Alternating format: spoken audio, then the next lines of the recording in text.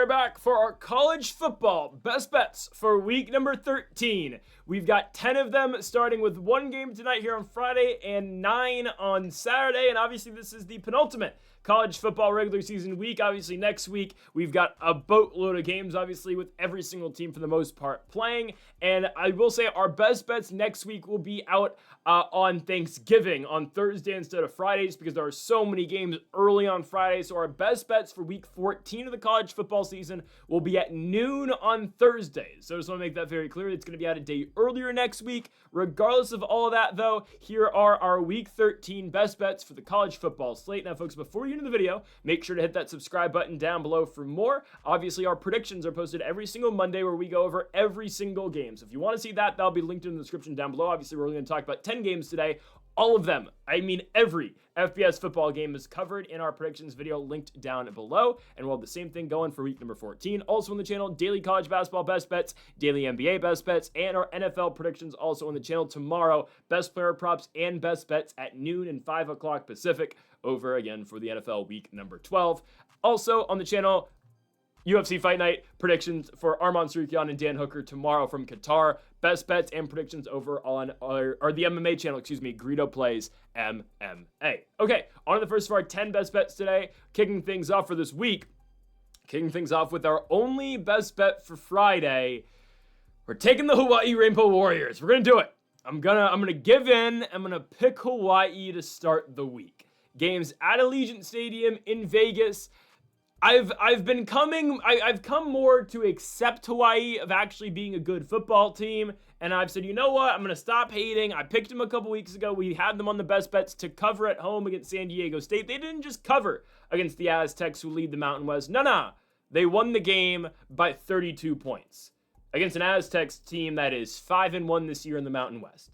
Hawaii is very alive right now for the Mountain West Championship game. Now, I'm not sure how the tiebreakers are going to work. And we've been over this, obviously, with our predictions video, because UNLV and Hawaii are both 4-2, but you know who else is 4-2? New Mexico. Who else? Boise. Who else? Fresno.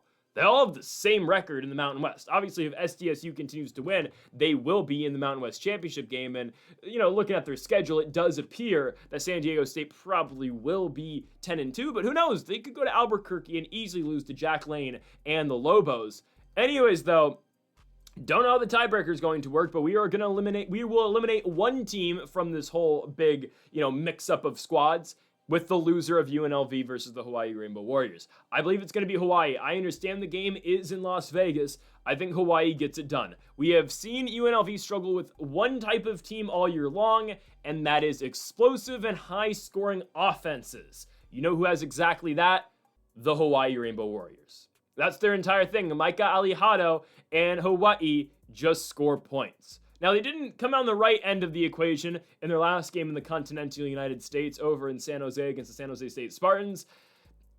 I'm a little scared that's going to be kind of how the game goes tonight with UNLV, because SJSU, I know they're abysmal and they suck. Nia Malioto should be fired, and I think San Jose State's, just a joke because they lost to Nevada last week. But at their best, Walker Yeget and Danny Scudero can put up a bunch of points, and they can score quite a bit, right? So when Hawaii went to San Jose State, the Spartans scored 45 points and beat them 45-38. I'm a little bit concerned that might happen tonight with Hawaii playing UNLV, because I know UNLV can score quite a bit, but honestly, UNLV struggled with a Hawaii-type team all year long. They struggled against New Mexico, put up 40 points on them in Vegas. They went to Boise, lost 56-31. When you're able to match UNLV in points, they usually crumble. Now, I know, again, they were able to outscore Air Force 51-48. I would say Hawaii has a better defense than the Air Force does. With all due respect, they do. Okay? It's a very winnable game for Hawaii, taking on just a bad defensive unit in UNLV. I mean, FCS, Idaho State, the Idaho State Bengals scored 31 points on UNLV. Miami of Ohio scored 38 points on UNLV. Air Force 48, Boise 56, New Mexico 40. And if it wasn't for Utah State kicker being the worst kicker of all time, Utah State would have beaten UNLV last week at Allegiant Stadium in Vegas. If you didn't see that game, it was atrocious. Utah State misses not one, but two game-winning field goals, and not just, they're 50 yards. No. They were chip shots. And the guy was perfect all year long, was their kicker, and he found ways to miss everything. Whatever. It's fine. UNLV should have lost last week. That should have eliminated them from the Mountain West Championship, and it should have propelled Utah State to a big spot this week at Fresno. Regardless of all of that, though, I think Hawaii is going to get the UNLV Rebels tonight. I really think so. I believe quite a bit in Micah Alejado. Now I know the way to beat Alejado is the way how UNLV beat Utah State. But if I'm Hawaii, obviously I watched that game. You're coming off a bye. You've been given all the opportunity now and all the time to come to the continental U.S. and prepare for this game, right? Coming off a bye week, there is no, again, we got to rest up. You've been off for an entire week. Should be accustomed back to the U.S. Obviously, they make this trip all the damn time. But I have to assume they watched that UNLV versus Utah State game and they saw, okay, how did UNLV get to Bryson Barnes the best? They pressured Bryson Barnes. And how did they limit the pass game at Utah State and limit the offense? Well, they blitzed Bryson Barnes. Now, how did Bryson Barnes put Utah State in great spots in that game and should have won the game for Utah State if their kicker, didn't suck? Bryson Barnes took off, and he's a very mobile quarterback. I can't say Alejado's the same exact way. Simply put, Alejado's not going to run. He's really not going to, and doesn't have near the running capabilities of Bryson Barnes. So if I'm Hawaii, obviously, hopefully they've seen that short passing game all game long. I mean, it's fundamental and rudimentary football, obviously. Replace blitz with ball. I'm assuming, again, I think UNLV is going to pressure Hawaii quite a bit. I think we should have great opportunity for some run after the catch. I'm looking at Jackson Harris. I'm looking at Ashlock. I mean, this should really be, again, Alejado getting it out quick, moving the ball downfield. I think Hawaii should be able to win this game. I will say about UNLV, I think Anthony Calandri is a talent. I think he's really good. I think offensively, they're very good as a whole. But I like the Rainbow Warriors to win this football game, and we get great plus money with it as well. Give me Hawaii on the road in the controlled environment that is the Death Star over in Las Vegas. Hawaii Rainbow Warriors money line plus 120, keeping them well alive in the Mountain West title race. Again, Hawaii wins it plus 120 on the road. On to our second best bet of the video. We go now to the Saturday slate. Kicking things off on ESPN2 from Dallas, Texas, we've got an ACC matchup between the Southern Methodist Mustangs and the Louisville Cardinals. I don't know why this line's so close. I don't know why. Now, it seems to me that the ACC championship game is basically set, in my opinion. Okay, I know a lot can change, and obviously we need to play the games, and we'll talk about one of these big games in the ACC in a minute. But if Georgia Tech can win today or on Saturday against Pitt, and Virginia beats Virginia Tech next week, which they very easily should do, that's the ACC championship game. It's Virginia and Georgia Tech. Winner gets into the playoffs for an ACC that's going to only send likely one team. Maybe Miami's that next team. Maybe Miami will get in the playoffs. It's not looking very likely that Miami's going to get in the playoffs. It's going to be either Virginia or Georgia Tech that gets in. I think it's pretty clear. I don't know why the current rankings and the projection that ESPN put out had Miami. They can't get into the ACC title game. They need a lot of help to get in, and they're just not going to get it. At large, yes. And don't get me started on the fact, yes, Miami should get in over Notre Dame. If they don't, why do we play the games? Oh, it happened in August. Well, I don't care. The game still happened.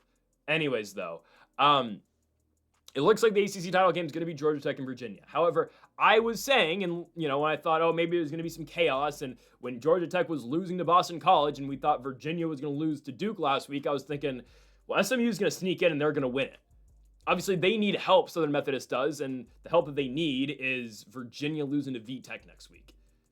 Unfortunately, I don't think they're going to get that. That's the only way SMU can get in, because if Georgia Tech loses, well, they're losing to Pittsburgh. So Pittsburgh will just get in instead of SMU.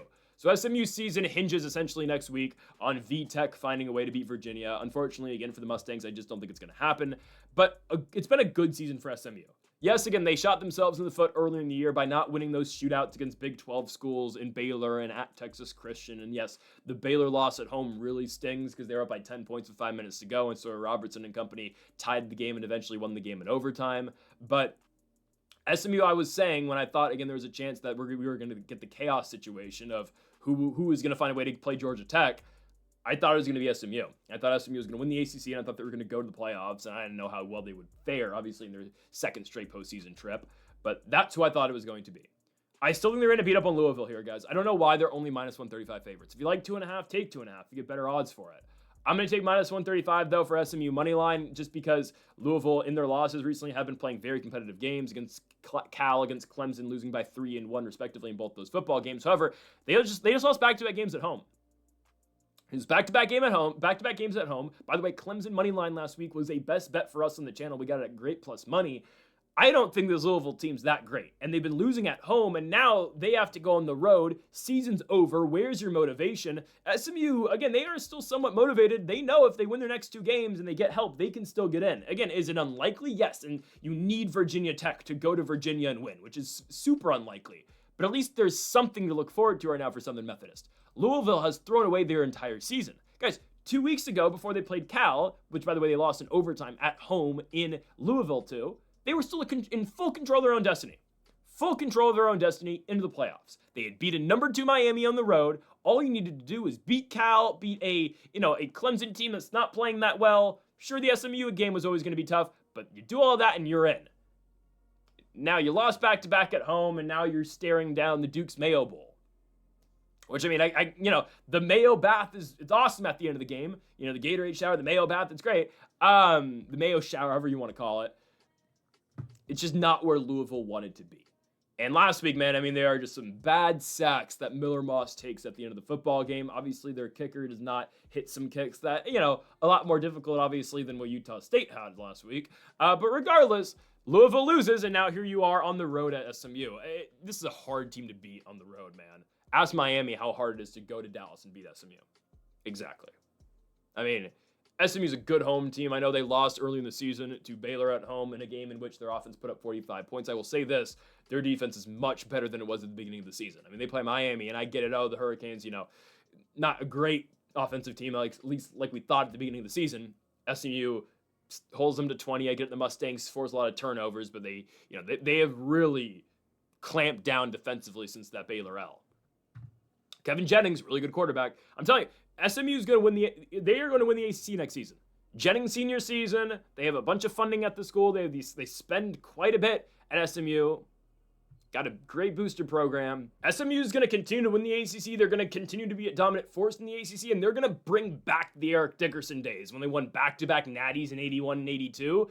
They're going to bring that back pretty shortly. I don't know if they're going to find a talent like Eric Dickerson in all fairness, but I'm telling you, SMU football is going to be very elite for a very long time. They have the money for it. And again, they get Kevin Jennings' senior year next year, which I think is going to be absolutely big time for the Mustangs. Give me SMU to beat Louisville at home. They're in a much better spot, and the game's in Dallas. Give me Southern Methodist at home to win the football game, minus 135 over the lowly Louisville Cardinals. Okay, on to our third best bet of the week, and we move now to some Group of 5 football. Lock in. We've got a lot of it because, unfortunately, this week, a lot of, the SEC schools are playing bad teams. There's just not many great matchups. Like, the best matchup this week is Oregon-USC. I don't have a bet for that game. I'm not touching it. Oregon should win, but who knows the way that they've been playing in some games recently. I don't know what Dante Moore we're going to get.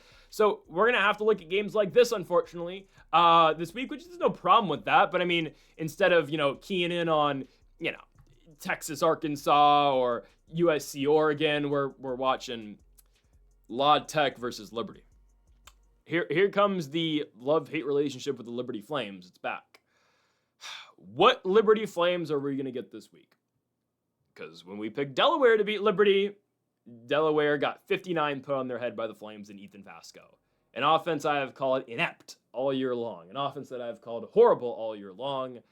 When we bet against them, they score 59 points. And we didn't bet on Liberty the last couple of weeks, but we picked them to win, and they proceeded to lose in back-to-back weeks to Missouri State and to Florida International. And now Liberty's 4-6 fighting for their bowl lives. They're not going to a bowl game this season. They're losing to La Tech. And I get it. I'm making a best bet for a team that has lost back-to-back games and is 5-5 in Louisiana Tech. And if you were to tell me last year I would have ever picked La Tech in a best bet, I would have laughed because I banned Louisiana Tech last season for how horrible their offense is. Now, don't get me wrong. Is their offense much better this season? No. Not at all. They've played 3 quarterbacks this year, that being Blake Baker, Trey Kuchik, and Evan Bullock. Currently, it is Evan Bullock playing. Blake Baker is playing some too, but it's been Evan Bullock.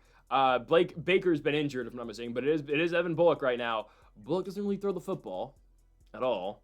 And basically what their offense is handoff.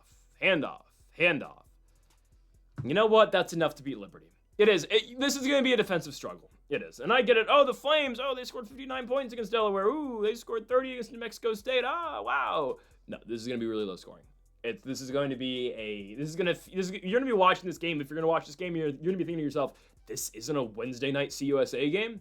It's going to be one of these CUSA ugly games that La Tech, with their really good defense, finds a way to win. Now, again, quarterback plays a big one. Like, is Blake Baker playing? Last I checked, no. I will check again, but I believe La Tech would be a way bigger favorite if Blake Baker was giving it a go. I checked earlier in the week, Blake Baker was not playing. I'll check again. I'm pretty confident he is not going to give it a go. Obviously La Tech football is not really reported on much, but I'm not seeing anything that Blake Baker is going to play, so it looks like it's going to be Evan Bullock, and that's okay. It means just a heavy run game. That means Clay Thielen, Omri Wiggins. Those are going to be guys who are going to run the football a lot. Andrew Burnett, there's guys. They have 3 running backs that are more than capable, and they should be able to run it down Liberty's throat this week. As for the Flames, again, it's such a weird team. They have their weeks where they look great, and they have other weeks where they're absolutely awful. Now, again, the Delaware win for them was absolutely huge, but we look at what Liberty's done on the road this season. They have not been a good team away from Virginia. Look at every road game Liberty's played this season. A 10-point loss at Jack State. Now, Jack State's really good. Obviously, probably going to win the CUSA, or at least go to the CUSA championship. We will see who they play in the CUSA title game. Liberty goes to Bowling Green. They lose 23-13. They go to ODU. They lose 21-17. They go to FIU. They lose 34-27 in overtime. Their only victory on the road this season was at UTEP in El Paso. But we know how bad that UTEP team is. So Liberty is a bad, they're a 1-4 road team this season. La Tech plays really good defense. I know they've lost back-to-back games where they could not score against Washington State last week. Expected, honestly, go to Pullman. Wazoo is better than, honestly, people give them credit for. I get it, they play in the Pac-2, and they did lose that crappy game in Corvallis, but Wazoo's actually not that horrible. And then they lose the Delaware game as well, 25-24. But again, that's been with Bullock, and I expect Bullock to start again. Or maybe they make another switch. They could make another switch. They might go to Trey Kukick. They probably should. He's not that much better than Bullock, but I think he is slightly better. I would go with the junior and Trey Kukick out of Mission Viejo, California. I think he's probably their best option. Regardless of all that, though, La Tech's run game with their straight running backs, not really their quarterbacks. Baker's a good runner, but obviously he's out.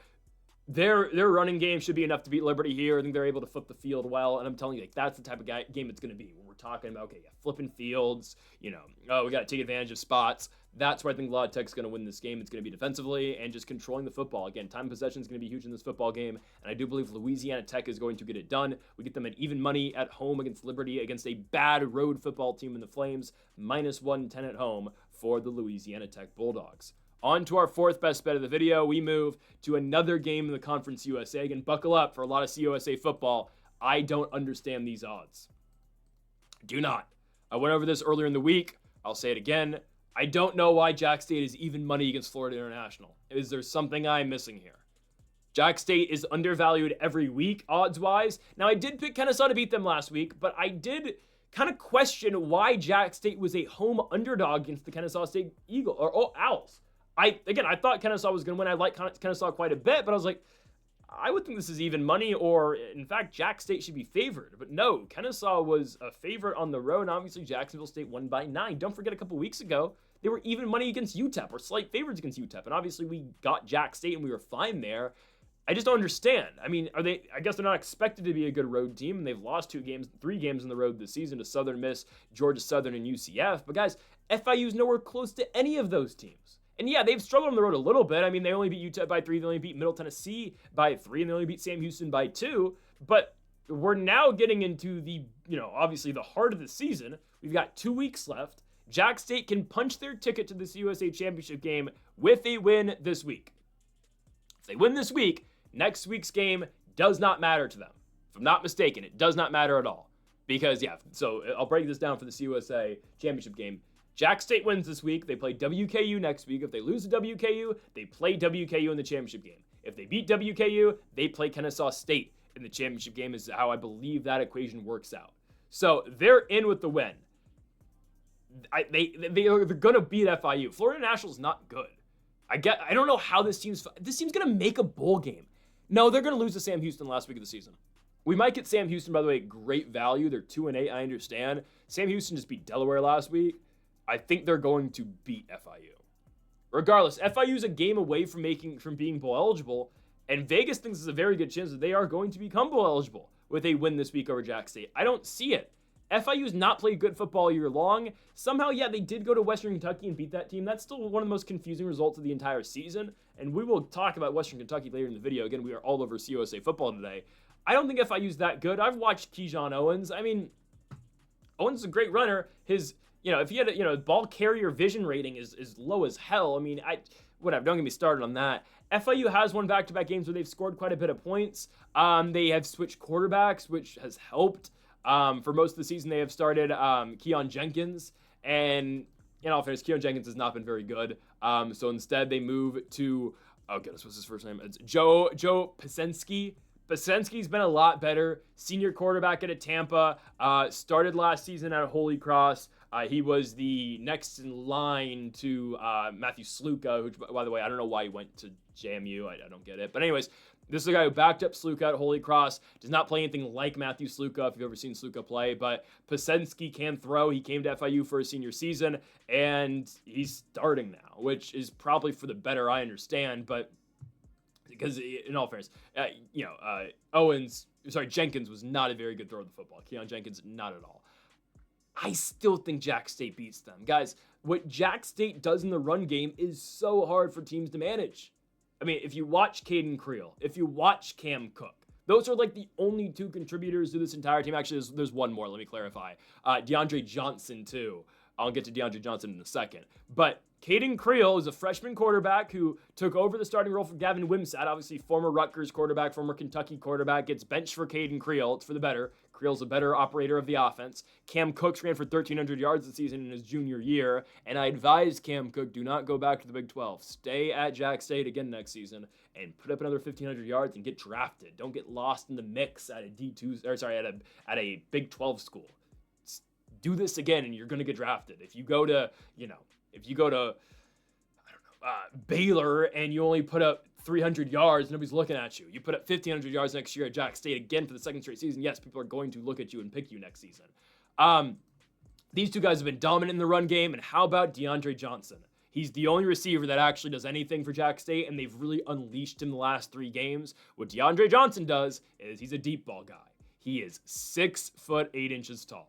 Sophomore receiver. He's only really been used in the last 3 games. He's put up 300 yards in these last 3 games.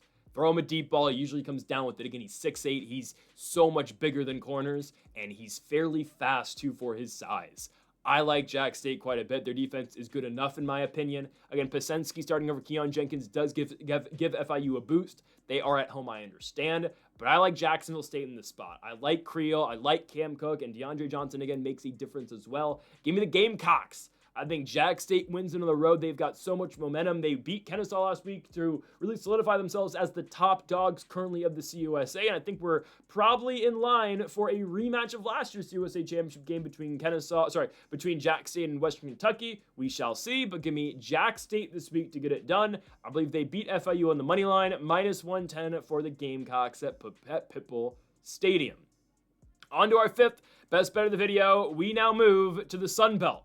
Again, more Group of 5 football. Now, Southern Miss, we talked about it in our predictions video. They are a different team when Braylon Braxton does and does not play. Okay, they are 2 totally different squads. Southern Miss does not have the Sun Belt locked up yet, and if the Troy Trojans win this week, they will have to still win next week to get into the Sun Belt championship game. We can assume Troy is going to beat Georgia State, but that's neither here or there.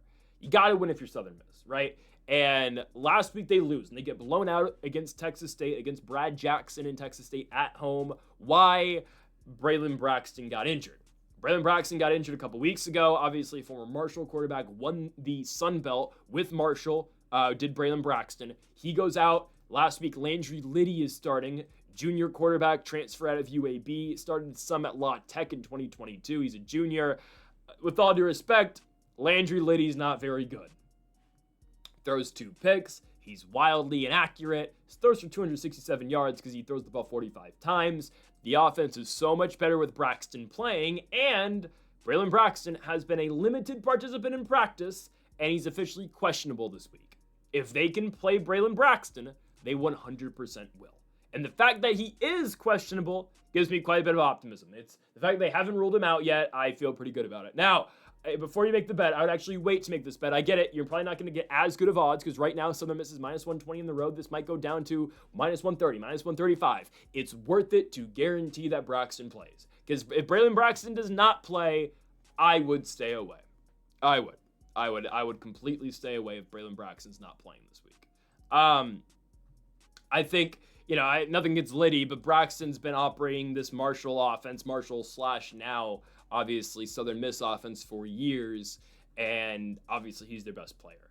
I'm not impressed with South Alabama at all. This is a 3-7 football team. I get it. The game is in Mobile, Alabama, but obviously quarterback change. Gio Lopez goes to Bill Belichick and goes to North Carolina. Bishop Davenport has been the guy this season. Davenport, it leaves some to be desired, I'll be honest with you. USA's only victories this season are UL Monroe on the road. That team's awful. Georgia State on the road, they're awful. And Morgan State, an FCS school. When they've played better teams out of the Sun Belt, they have lost. I'm talking about Ark State. I'm talking about Troy on the road. I'm talking about the Raging Cajuns of Louisiana.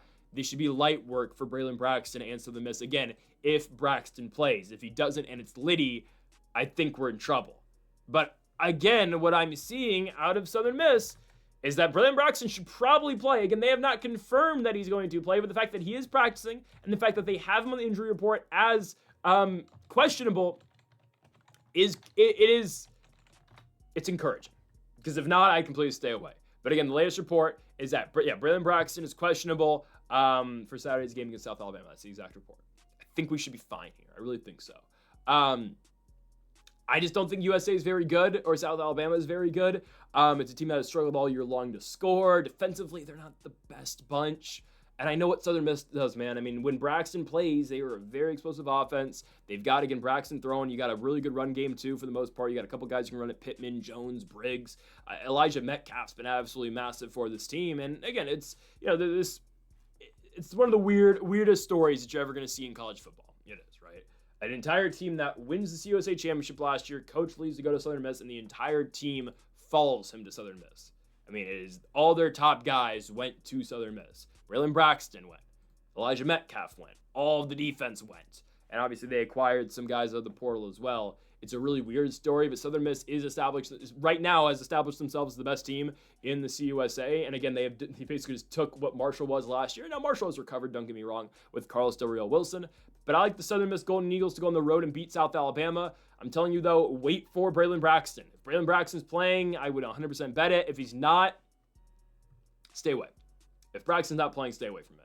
But I think he's going to, and if Braxton doesn't play, you're going to see us at plus money. But I think Southern Miss is going to be fine. I'm taking the Golden Eagles money line at minus 120 on the road. If he's playing, take the minus 135. It's almost a surefire thing if Braxton plays. Trust me, I've watched South Alabama. They're not that good of a team. I'm taking the Golden Eagles on the road. We've gone to the Golden Eagles quite a bit this season. We're going to do it again. I'm very adamant this is the best team in the Sun Belt West.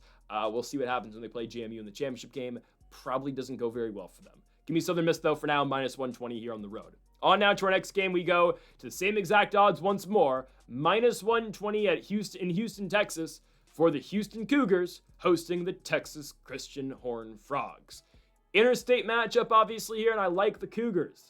TCU has been very disappointing as of late. They're a 6-4 team, lost back-to-back games at home to Iowa State in a very winnable spot, and they got decimated on the road last week at Brigham Young. We told you BYU minus 2.5 was as close of a lock as you can get, and that was exactly the case. BYU dominated Texas Christian, dominated Texas Christian, 44-13 victory over in Provo for BYU. Now, Houston goes from one Cougars over now to another Cougars. Obviously, Brigham Young Cougars, Houston Cougars. I don't think they beat Houston. Do not think they beat Houston at all. Houston's been a good team all season long, and they bounced back last week or 2 weeks ago. We took them to go to UCF and win. All right, after a bad loss at West Virginia, we took them to go into UCF on Space Night and win the football game, and Connor Wagman and Houston did exactly that. Huge go-ahead drive at the end of the football game and a game-sealing pick. Won the football game for the Houston Cougars. Week off now going into the TCU game, I think is a tremendous spot for this team. Again, you're fully rested going into this football game. Sure, you are out of it essentially for the Big 12 championship. I mean, you need a lot of help to get in, a lot of help that I just don't think they're going to get. They're going to need BYU to lose to Cincinnati. They're going to need Utah to drop a game, and they're going to need Cincinnati to lose next week at TCU. With all that, Houston needs to win out.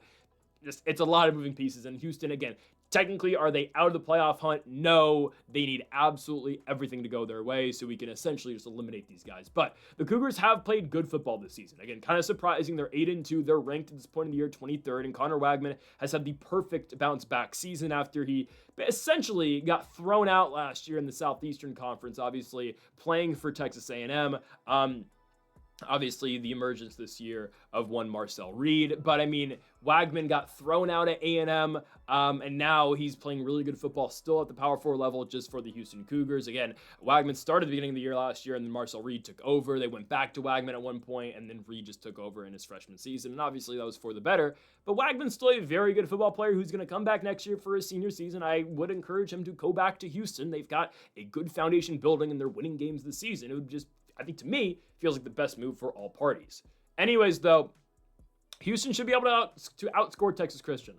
TCU, what they've been built on all year long is the explosive offense. Josh Hoover's back for what it feels like his 5th season in college football. Is it not? It's only his 4th. I feel like Hoover's just one of these guys who feels like he's been around for a while because he's always started. He's actually only a junior. He's going to be back next year too. But you know what to expect at TCU, right? They're built upon that great offense. They can move the ball downfield. They're explosive. They score a lot of points. Passing game is great. They throw the ball all game long. Yet in the last 3 weeks, we have not seen that explosive Texas Christian offense. Only 23 points in Morgantown against West Virginia. Now they beat WVU, but then again, that Iowa State game coming off a bye week was an atrocious loss, only scoring 17 points. They then go to BYU, and I saw it from a million miles away. I said, okay, hold on. A team from Texas is not going to Provo at 7 o'clock at night and beating BYU in that environment. One, BYU's the better team. Two, again, a Texas team is not going to the cold in Utah and winning. And the game wasn't close. We'll get to Brigham Young in a little bit. But we haven't seen Hoover and this TCU offense have an explosive night. Hoover's not taking care of the football like he used to. Well, he's never really taken care of the football the greatest. He just slings it. But still, they're not playing great football. Houston is. I like Houston quite a bit. I know they lost a disappointing home game a couple weeks ago to West Virginia and Scotty Fox. Scotty Fox just had a crazy game, legitimately. Like the game of Scotty Fox's life was played for WVU against Houston a couple weeks ago. But now you get Houston coming off a bye week. They're refreshed. They just beat UCF 2 weeks ago. They got to go into the bye week off of a win. And Connor Wagman's playing really good football. Whether that be through the air or through the ground, Wagman has been excellent this season for Houston. I mean, he's having 100-plus rushing yard days now. I mean, he ran the ball 22 times for 82 yards against UCF. He ran the ball 21 times for 111 yards against ASU and 14 times for 98 yards against Arizona. Wagman is somehow becoming a dual-threat guy. And again, for a guy who got thrown out at A&M, he's been doing a phenomenal job this season as the starting quarterback of the Houston Cougars. And I fully believe Houston is going to win this game at home against TCU. Obviously, both teams are bowl eligible. Texas Christian is going to find themselves in the Gin and Juice Snoop Dogg Arizona Bowl. They're going to find themselves playing Fresno in the Arizona Bowl, or in the LA Bowl, I don't know. But I think Houston gets them here. I'm going to go with the Houston Cougars. Again, I love the way that Wagman and this team have been playing, and I think, again, that effort going to UCF where, Central Florida has never lost on Space Night, and Houston goes in there and wins the football game is absolutely massive, man. It's an absolutely massive victory, and a great victory at that as well, too. So, again, especially losing a game that you should not have lost to. Your season's kind of over in terms of playoffs, and they still bounce back and win. Got to give a lot of credit to Houston. I think they will beat Texas Christian this week. I'm going Houston Cougars money line at -120 at home, again, from Houston, Texas. On now to our next best bet, and we move to the ACC. So I mentioned it a little bit earlier, and yeah, everything kind of ties into each other here. We have a lot of ACC ball, a lot of Big 12 ball, which we're going to follow up on later, and obviously we had some CUSA and one Sun Belt game. We are going to come back to the CUSA in a little bit. I will say this. I was heavily considering taking, +6.5 for Sam Houston at Middle Tennessee. I think Sam Houston's going to win the game outright. I think +6.5 is a really good bet, but I can't bring myself to bring you a 2-8 team on the best bets video right now. If they beat Middle Tennessee this week, though, hold on.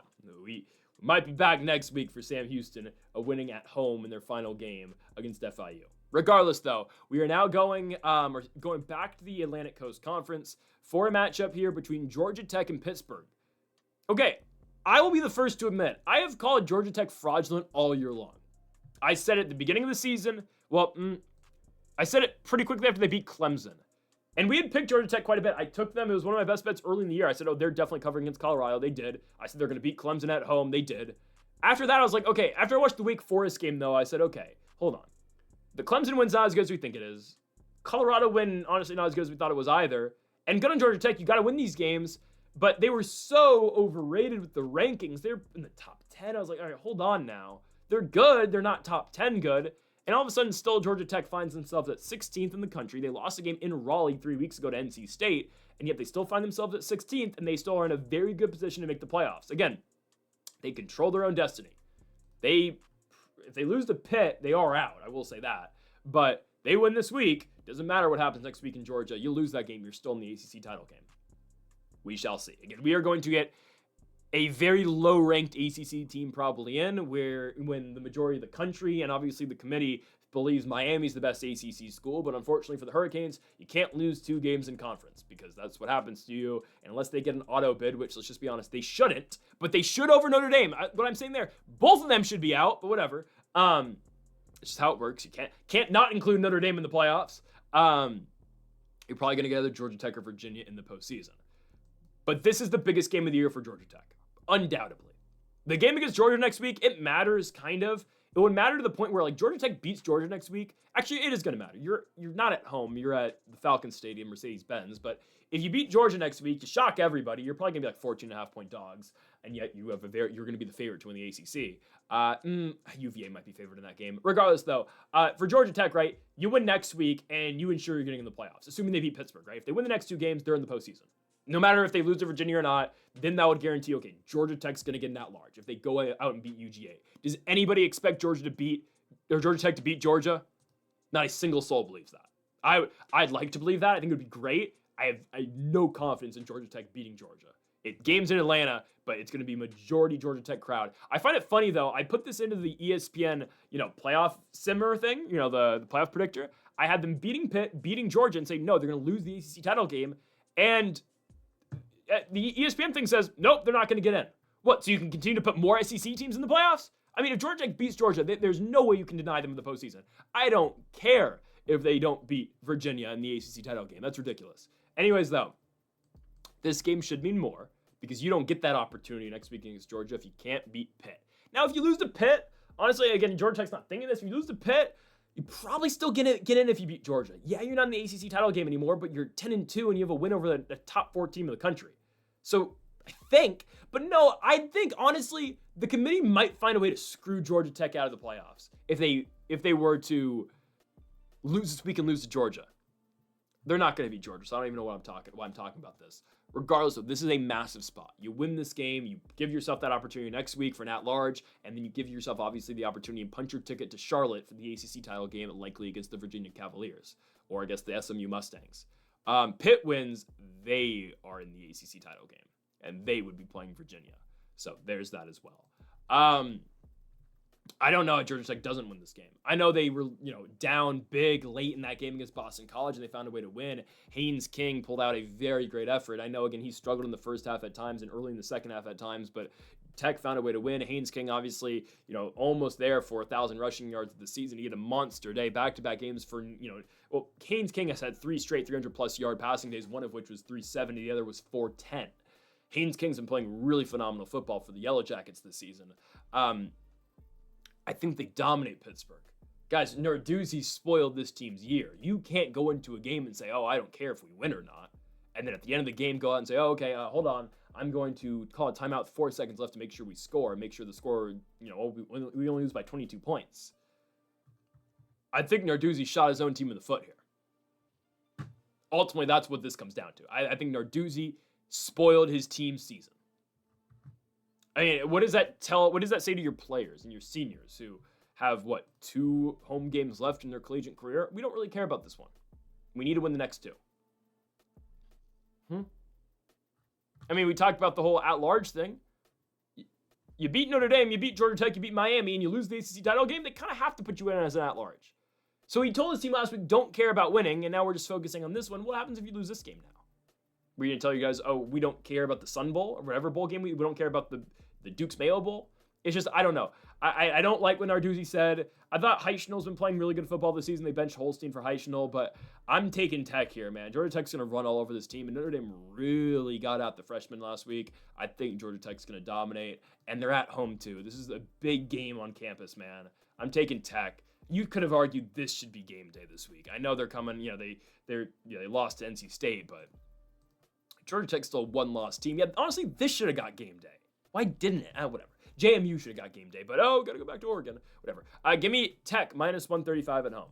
Next up, we go on to Baton Rouge, Louisiana. So full transparency, this is the 10th best bet. Not in order, obviously. We still got two more. Two more. But in terms of when I was picking bets, this was the last one I picked. I was very torn between this and Sam Houston plus 6.5 on the road. And yes, I decided to take WKU on the road plus 21.5 against LSU.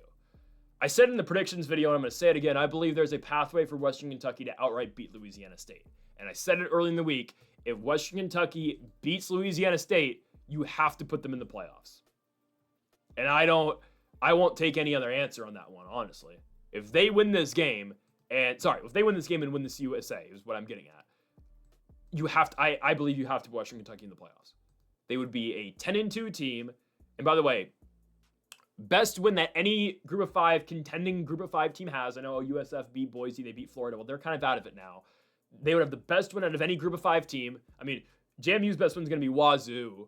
Oh my goodness, someone else beat Wazoo as well. North Texas' best win is going to be Wazoo. Both at home. WKU, if they can beat LSU, which again, it's far-fetched, their best win will be at Louisiana at night at Death Valley in November. And then they're going to have to, if they're going to win the CUSA, they got to win back-to-back games against Jack State. Again, WKU, I know that the national media is not talking about it. Nobody's talking, America's not talking about it. WKU still believes they can get in the playoffs. And they should. There was that graph that had LSU last week. LSU and WKU both had 1% chances to make the playoffs. Well, I'll tell you this. LSU is probably 0% chance now. WKU still has that 1%. They are still alive. LSU is obviously eliminated with their 4 losses. WKU has a chance. Now, we don't need them to win here, even though, you could take them to win. Would I sprinkle on, goodness, let me get the money line. Would I sprinkle anything on plus 1,100 for Western Kentucky? Probably not. I think it's worth a look if you want to. I think I'd definitely just settle on the 21.5 points. I think it's a chance, though, they can win. I really believe so. LSU doesn't score. WK's defense has been playing fairly well recently, and their offense, since Rodney Tisdale has been starting, has been very good. Freshman quarterback's going to go to Baton Rouge and cover 21.5 points. Maverick, obviously transferred from, Albany Christian started most of the season. Now it's Rodney Tisdale. Tisdale has been playing good football. So I'm going to go with WKU to cover. And really, again, it's the ability for Western Kentucky to score. Tisdale with back-to-back 300-plus yard games. They won in overtime against a good defense in La Tech. They went on the road, beat La Tech 28-27. They beat New Mexico State 35-16. They beat Middle Tennessee 42-26. And yes, now they got to go to Baton Rouge. I completely understand that. I think they can cover here. LSU doesn't score.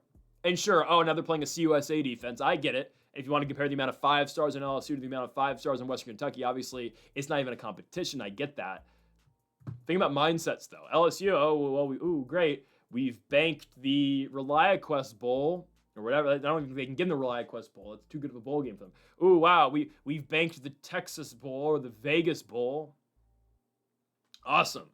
WKU thinks we win 3 games. We're going to Athens, Georgia, and playing Georgia.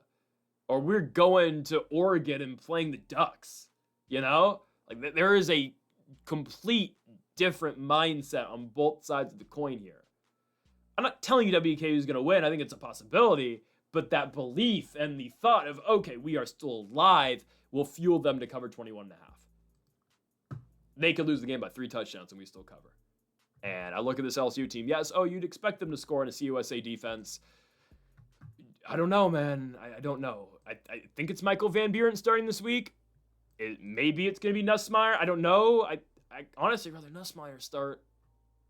Doesn't matter. They don't run the ball well. Their offense can't move it at all. I mean, last week they scored 23 points in total against Arkansas. They do that again this week. All WKU has got to do is kick a field goal, and we're talking about WKU potentially winning. I mean, guys, LSU has not scored more than 30 points all year long against FBS opponents. They hosted La Tech and beat them 23-7. WKU just played La Tech on the road and beat them. That's all you need to see. Okay? Western Kentucky's going to play a close game. They might win, but we're taking plus 21.5 for the Toppers. Give me the Hilltoppers on the road to topple the 21.5 point spread against LSU. Give me the Tops. On to our 9th best bet of the video. Let's go to Nippert Stadium in Cincinnati, Ohio. If Cincinnati did not lose last week, this would be game day because this would be winner gets into the Big 12 championship. But instead, Cincinnati found a way at home to lose to Arizona. You were 7-1, 5-0 in the Big 12, and you lose back-to-back, and yet you still have a chance to make the Big 12 championship game. Probably not. It's going to Utah, obviously. Utah is going to, obviously, the tiebreak over Cincinnati. They would need Utah to lose, which won't happen. So we said it. We said it earlier. This game is, Utah is the biggest Cincinnati Bearcats fan of all. They are the biggest Cincinnati Bearcats fans ever this week. Cincinnati wins. It looks like Utah's going to get in to the Big 12 title game, and that's probably the opportunity Utah needs. Now, don't get me wrong. Utah should get in at large. They're not going to because, we got to keep giving out larges to the SEC. Oh, Alabama. They got to get in. I mean, you compare resumes, Alabama and Utah and Miami, kind of BYU. Why is BYU under Alabama? That's actually the most ridiculous one. Not even Utah. BYU with 1 loss is below Alabama with 2 losses. Who's BYU's loss? Oh, yeah. The 4th best team in all of college football. Who did Bama lose to? Unranked Florida State? It's just whatever, man. It's so dumb. It's actually so stupid. I'm taking BYU, though, to go to Cincinnati and win. Bear Bachmeier, man. Bear Bachmeier. Again, somehow this team's ranked below Alabama. Okay. Bama's lost twice, and Bama lost to an unranked team, and BYU lost to a top 4 team in the country who has some of the most talent in college football right now. Yeah, that makes perfect sense. What BYU did last week to Texas Christian shows, okay, this is still what this team's very capable of, and that is pure domination. And that's the truth, That's what Brigham Young can still do to a team. They can go out there and simply put just dominate you. Bear Bachmeier, LJ Martin, that's all you really need. Bear Bachmeier is continuing to get more comfortable in the pocket and more comfortable as a passer. He's just a true freshman, obviously. Originally committed to Stanford, and Stanford would love to have a guy like Bear Bachmeier right now, obviously, but Bear and his brother Tiger, yes, it's real, Bear and Tiger go to BYU instead, late transfer over. And Bear Bachmeier, obviously, with the Jake Retzlaff situation, gets to start this year. Huge. Bachmeier's been really good. He's been obviously more of a threat with his legs, but recently, Bachmeier's been throwing the ball a little bit better. Look at the game on the road in Ames against Iowa State. Throws for 300-plus yards. Last week against Texas Christian, a lot of wide-open opportunities. I get it. Bachmeier with 300 yards, though, at home. I like Brigham Young quite a bit in this game at Cincinnati. You're not going to find a bigger Brendan Sorbsy believer than myself. I think Sorbsy's excellent. I was a huge fan of the guy when he was at Indiana. I was, I was at Indiana the year that he started, obviously, where Taven Jackson got benched, and Sorbsy was much better than Taven Jackson that season. I had also mentioned, maybe I wouldn't be against Sorbsy coming back to Bloomington next year and being the guy for his senior year. I'm no longer on that. Why? Sam Levitt's going to be the starting quarterback next season for the Indiana Hoosiers. Sam Levitt, you want to go to the NFL next year? Yeah. Go play at Indiana, and you will get drafted as a junior. And then Alberto Mendoza can take over after, okay? Levitt's the bridge from Mendoza to Mendoza. I'm just saying. Levitt's the guy next year in Bloomington. Anyways, though, Sorbsy played such an awful football game last week. I'm sorry. I like the guy, but he was awful last week. And Sorbsy, unfortunately, has games like this where he's not the best pure passer. He can run, sure, but completion-wise and accuracy-wise, he struggles. That's what happened last week against Arizona. They blew a lead against the Wildcats, and Arizona again goes into Cincinnati into the cold and beats the Bearcats. And it's not like I can say, the condition's going to be tough for BYU. I mean, it might be. You're on the road. Crowd might be amped for this game. It's going to be 8 o'clock local time in Cincinnati, Ohio for this one, sure. The Bearcats have, the fans not nearly as excited now because they lost last week. And yeah, it's going to be cold. Different environment, sure, or, an environment in Cincinnati. Brigham Young only plays in the cold. They play up in Utah. They play in the mountains. It's going to be freezing at Cincinnati. I get it. It's a late-night game in the Midwest. It's nothing BYU's not used to. And BYU, don't forget, a couple weeks ago, went to Ames. It was freezing cold in Iowa, and they beat Iowa State. I'm so confident BYU wins this football game. BYU is so much better than people give them credit for. Yeah, they lost to Tech. Utah is really talented, and Utah lost to Tech too. And oh, by the way, BYU beat Utah as well. Okay, Tech's really good. Tech should be a top 4 team right now. They will be a top 4 team after they win the Big 12 title. And the committee better not screw Brigham Young out of the playoffs. Better not do it. They are absolutely deserving of being an at-large if they go 11-1 with 2 losses to Tech all season long. But you know what? They're going to screw them out because they're going to put Bama in. They're going to put, they're going to find a way to, Vanderbilt, Diego Pavia, put him in the playoffs. Whatever. Give me Brigham Young here to win this football game, minus 135 on the road. On now to our final best bet of the video. Let's go to Valley Children's Health Stadium. I think I got that one right. In Fresno, California, as the Fresno State Bulldogs host the Utah State Aggies. I know, we have not done well early in the season with Fresno State best bets. I understand, except for the Hawaii game. Shout out to them in the Hawaii game. The Colorado State game didn't go the right way. The San Diego State game did not go well. They did not cover against Nevada. Did we have this team 3 weeks in a row? I think we did. Since I stopped putting Fresno State in the best bets, they have found a way to beat Boise. What? On the road? What? First win at Boise for anybody since 21 or 22, and they beat Wyoming, obviously. Now, Fresno State could be so much better than they actually are. I'm still taking them to beat Utah State. Am I doing this partly because I will be in attendance this week in Fresno? Partially. But no, I do believe Fresno's going to win, and I feel good enough to put it in the video. The problem I have with Fresno is their quarterback situation. It's an absolutely horrible situation that they have. I don't know why they are just adamant on starting Carson Conklin. Sac State transfer, can't throw the football. I just don't know. We shall see what happens. But I guess he's still not starting. I mean, I have not seen anything stating that he's not the starting that he is the starting quarterback. So obviously it is Carson Conklin giving it a go. It is senior night, and they're gonna start Conklin over Warner, who's played, a lot of college football. Sure, I guess. I mean, I don't know. I mean, they gave him a lot of money to come here, and instead they're gonna play Conklin instead. I don't get it. I'm scrolling through the Fresno State Twitter page. I don't even think they highlighted. Did they not highlight EJ Warner for this? Like they posted tweets about a lot of the seniors. I don't think they posted EJ Warner. I don't think they didn't.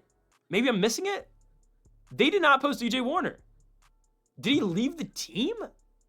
I don't think so, because I'm gonna be honest, there's no NFL for EJ Warner. I mean, Canada. What? I don't get it. Yeah, he threw interceptions, but you can't throw the ball. So how does Fresno win? Guys, Fresno wins in the most boring way imaginable right now. They run the ball down your throat.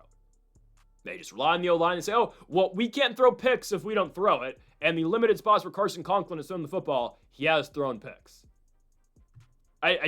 Whatever. They're going to run the ball with Rayshon Luke. They're going to run it with Bryson Donaldson, and they're going to call it a day.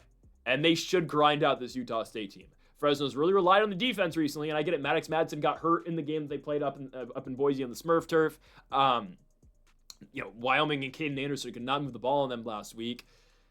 We'll see what Bryson Barnes can do. But, I mean, that is a deflating type loss Utah State took last week. And we'll see if Maddox Madsen's back or not next week for Utah State. I believe that's their opportunity to get bowl eligibles at home against Boise. But I think Fresno's got a fairly decent run D. Should be able to stifle Bryson Barnes, I think. Barnes is really good, man. Braden Pagan up the past game. I mean, they're good. They are. Fresno's got a good defense. They really do. It's a defense that has been good for most of the season. The Colorado State game, again, they kind of lose because of Warner, I will say that, and that's the game where they decided to bench EJ Warner. I still don't understand it. I think, you have no threat of throwing the football right now. If you play EJ Warner, okay, just have him go in there, have him run the ball all game long. Have him, again, just hand off the football all game long. And then, okay, we can go play action, boom, throw over the top. Carson Conklin is a below-average passer. And maybe, again, there's a future obviously for Conklin. Conklin's only a sophomore. So, again, he's going to be the guy for the next couple seasons. But you're still very alive in the Mountain West title picture. Fresno, I think they control their own destinies. From what I've heard, they control their own destiny to the playoffs. Not the playoffs, to the Mountain West Championship game. You get Utah State this week, you get San Jose State next week, and then you get a rematch potentially against San Diego State, a team, by the way, you scored 0 points against at home on homecoming because you decided to start Carson Conklin for the first time. It's ridiculous. They will beat Utah State in this game because they're going to beat them because of the defense, okay? I think they will.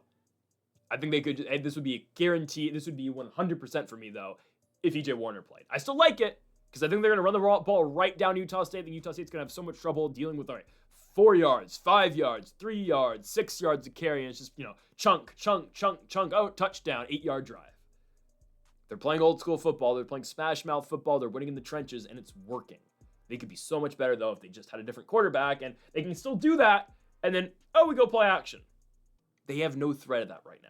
Utah State's got an explosive offense, sure, but how about their kicking situation? There's a lot of trouble going around Utah State right now. Again, after that game that they should have won last week at UNLV, they still would have been alive for the Mountain West title game, and now you're struggling to make a bowl game. I'm going Fresno State at home, -140 at senior night before the Valley Bay Cup, whatever it is, next week in San Jose. Gonna be Fresno State this week, -140 at home, again, against the Utah State Aggies. Folks, that'll do it for our college football best bets here for week number 13. If you have not yet, though, make sure to hit that subscribe button down below for more. Make sure to leave a like if you did enjoy the video. Make sure to comment if you did disagree with any of the picks. We'll be back next week on Monday for our full college football week 14 predictions, and next Thursday as well on Thanksgiving at noon next week on Thanksgiving. Our week 14 best bets, our final regular season best bets, obviously of the week before of the season, before we get on to conference championship play and bowl season and playoff season at the end of the year. Folks, thank y'all for watching. Make sure to hit that subscribe button down below for more, and Mamba forever.